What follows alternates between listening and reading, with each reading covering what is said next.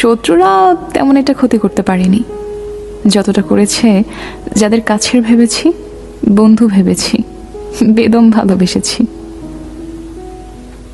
শত্রুরা বড়জোর ধাক্কা দেওয়ার চেষ্টা করেছে ল্যাং মারার, ফেলে দেওয়ার, কখনো পেরেছে কখনো পারেনি।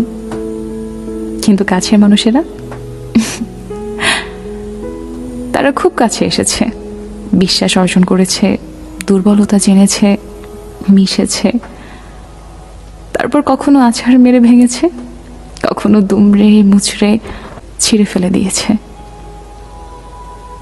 প্রতিবার খুব সফলভাবে ভেঙেছে, ছিঁড়েছে, পায়ের তলায় পিষেছে।